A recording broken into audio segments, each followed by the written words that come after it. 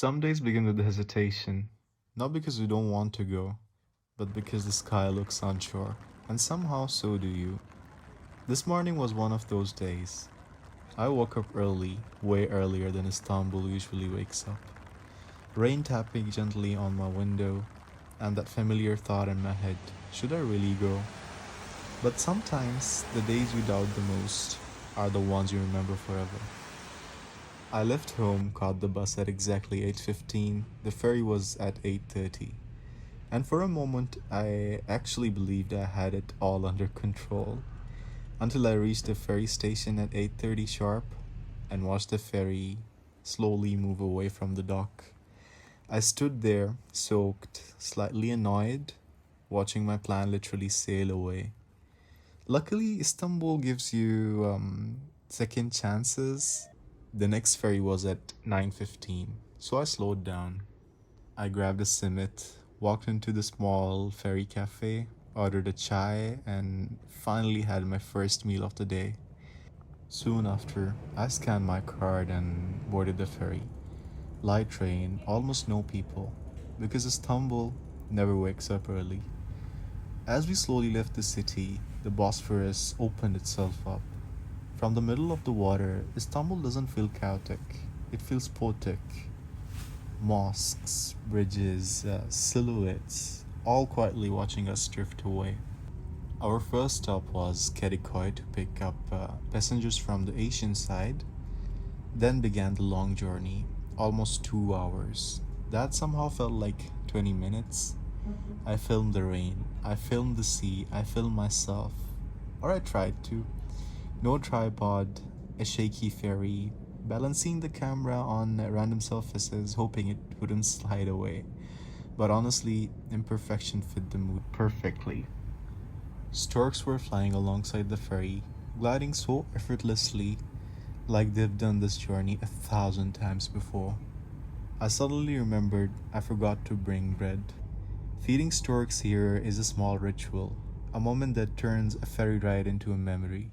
I promised myself I wouldn't forget it on the way back. We stopped at Kinalada, then Büyükada, then Hibilyada, and finally Büyükada, the largest of the Princess Islands, once a place of exile for Byzantine royalty, now a quiet escape from Istanbul's noise.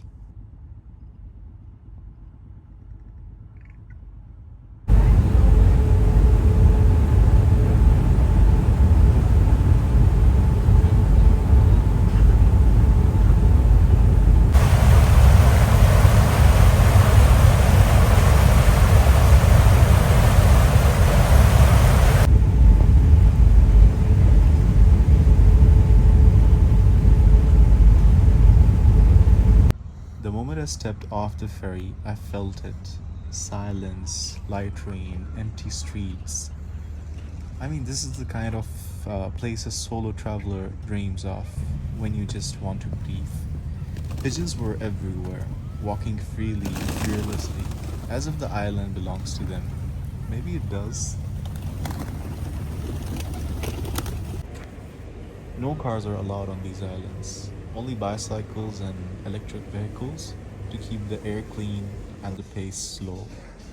I rented a bicycle and rode through the rainy streets. Raindrops covered my glasses, I could barely see, and stopping to clean them wasn't an option. Then Turkish roads happened. Steep climbs, heavy legs, low gears, pure effort. But the views, they always reward you.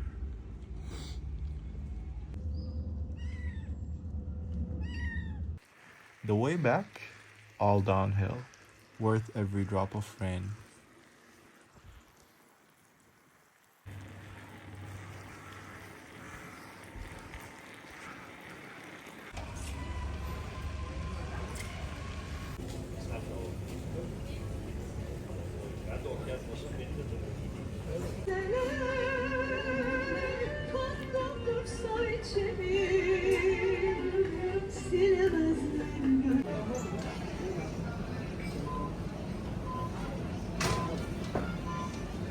After returning the bike, I hopped onto an electric bus that circles the island. Greenery everywhere, clean air, and at the final stop, no one. It felt like I owned the island. I found cows gazing peacefully, a long standing tradition here where island life still follows the old rhythms. I walked for nearly an hour. Muddy paths, nothing but nature. Until suddenly the mountain ended and the sea appeared. Wide, quiet, infinite. Moments like this don't need commentary, they just need silence.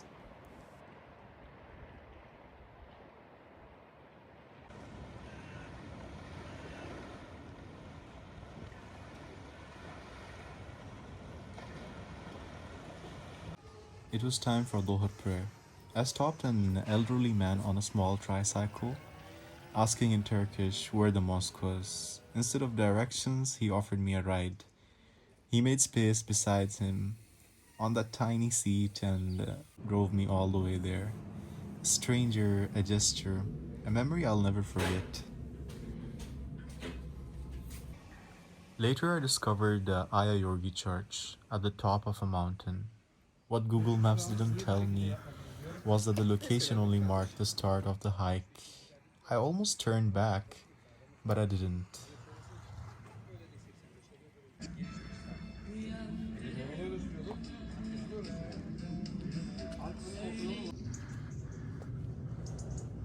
An intense climb, confusing signs, false hopes. After nearly an hour, I reached the top. A small church, candles lit, prayers whispered,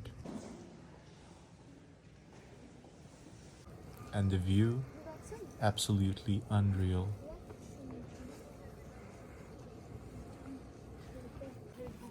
The hike down was faster, though harder on the toes. Back in the center, hunger finally won. I grabbed a salty bun from a bakery and remembered the storks. This time I didn't forget. On the return ferry, the rain got heavier, the wind colder, but I stayed on the rooftop. I tore the bread into pieces and threw it into the air. The storks caught them mid flight. Missed pieces? They dove into the sea without hesitation. Soon, dozens appeared, circling, calling, turning the sky into music. A group of Arab travelers joined in. We started talking, and they turned out to be from Yemen, so am I. On a ferry, in the rain, far from home, we found familiarity.